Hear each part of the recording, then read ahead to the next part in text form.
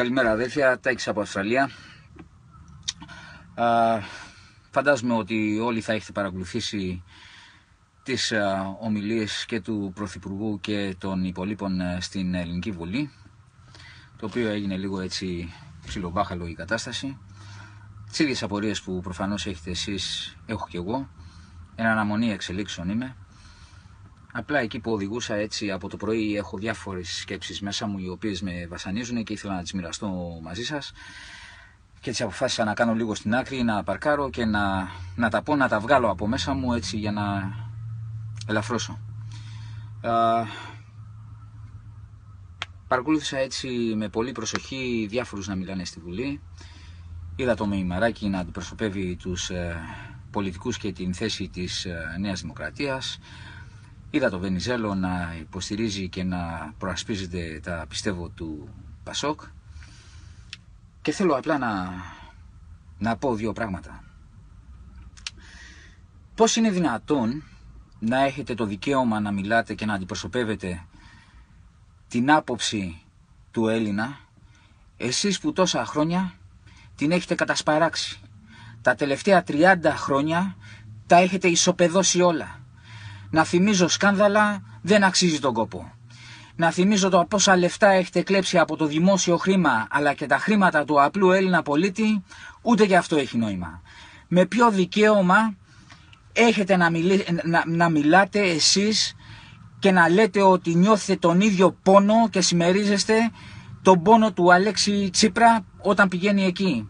Να λέτε ότι και εσείς χάσατε τον ύπνο σας όταν υπογράφατε τα μνημόνια. Με ποιο δικαίωμα εσύ Βενιζέλο μιλάς που το αυτοκίνητο που κυκλοφορούσες ενώ ήσουν υπουργός κόστιζε 800.000 ευρώ.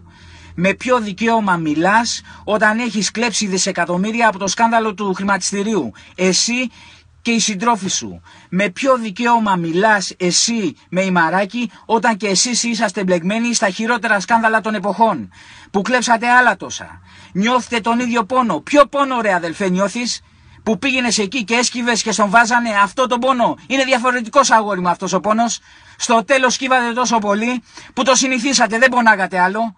Ο άλλος πάει και διαπραγματεύεται 6 μήνες τώρα, δεν τον αφήνετε στην ισχύα του, πάει στις Βρυξέλλες και πηγαίνει στα νοσοκομεία. Αυτός είναι ο πόνος του Αλέξη Τσίπρα. Όχι ο πόνος ο δικός σας. Εσείς γυρνάγατε πίσω και ήταν φουσκωμένα τα δάνεια και ήσασταν κι εσείς φουσκωμένοι γιατί τρώγατε με χρυσά με χειροπύρουνα με τα άλλα τα αδέλφια σας από εκεί.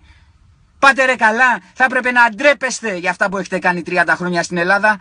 Θα έπρεπε να ντρέπεστε. Για ποιο λόγο εγώ δικαιολογούμε για τις δικές σας μαλακίες? Για ποιο λόγο έχω βρεθεί στην άλλη άκρη του κόσμου και μου λένε ότι οι Έλληνες είναι τεμπέληδες, ότι οι Έλληνες κλέβουνε, ότι οι Έλληνες δεν πληρώνουν τους φόρους τους? Για ποιο λόγο πρέπει να απολογούμε για σένα και για τον καθένα που είσαστε απατεώνες που κλέψατε τον ελληνικό κόσμο όλα αυτά τα χρόνια? Πες μου ένα καλό λόγο γιατί εγώ είμαι τεμπέλης και δεν πλήρωνα τους φόρους μου, γιατί πρέπει να δικαιολογούμε για σένα και για το κάθε καθήκη τα τελευταία 30 χρόνια. Μπορείς να μου πεις?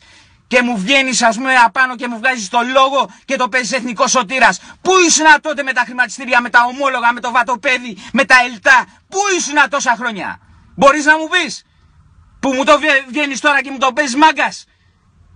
Και ενώ ο άλλος κάνει όλες τις προσπάθειες που δεν ξέρουμε το φινάλε, βγαίνουμε κατευθείαν να τον πλακώσουμε και να πούμε να φέρουμε την καταστροφή.